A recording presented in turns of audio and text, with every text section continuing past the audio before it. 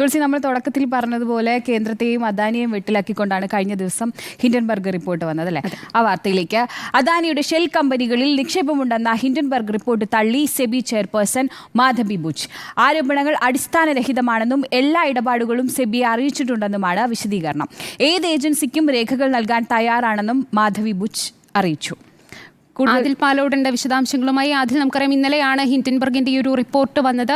മാധവി ബുച്ചിന്, സെബി ചെയർപേഴ്സണായ മാധവി ബുച്ചിനും ഭർത്താവിനും അദാനിയുടെ ഷെൽ കമ്പനികളിൽ നിക്ഷേപമുണ്ടെന്ന ഒരു റിപ്പോർട്ടായിരുന്നു പുറത്തു വന്നത്. ഇന്നിപ്പോൾ ആരോപണമെല്ലാം തള്ളിയിരിക്കുകയാണ് മാധവി ബുച്ച്. വിശദാംശങ്ങൾ എന്തൊക്കെയാണ്?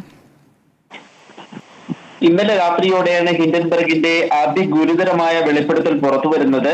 ഹിബി ചെയർപേഴ്സൺ മാധവി ബുച്ചിന് അദാനിയുടെ കടലാസ് കമ്പനികളിൽ നിക്ഷേപമുണ്ട് എന്നുള്ളതായിരുന്നു ആരോപണം. എന്നാൽ ഈ ആരോപണങ്ങൾ മുഴുവനായി തള്ളുകയാണ് സെബി ചെയർപേഴ്സൺ എന്നുള്ളതാണ്.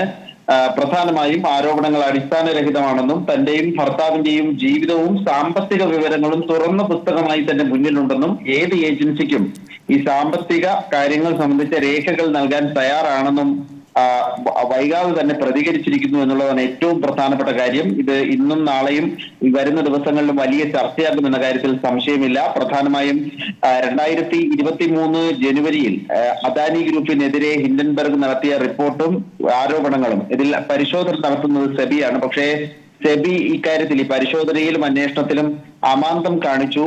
അന്വേഷണം മന്ദഗതിയിലായി. ഇതിന് കാരണം അദാനിയും ഈ സെബി ചെയർപേഴ്സണും തമ്മിലുള്ള ബന്ധമാണെന്നും പുതിയ റിപ്പോർട്ടിലുണ്ട്. ഏതായാലും ഇത് നിഷേധിച്ചുകൊണ്ട് രംഗത്തെത്തിയിരിക്കുകയാണ് സെബി ചെയർപേഴ്സൺ. ആദിൽ പാലോടാണ് വിശദാംശങ്ങൾ നൽകിയത്. അദാനിയുടെ ഷെൽ കമ്പനികളിൽ നിക്ഷേപമുണ്ടെന്ന ഹിൻഡൻബർഗിന്റെ റിപ്പോർട്ട് തള്ളിയിരിക്കുകയാണ് ഇപ്പോൾ മാധവി ബുച്ച്.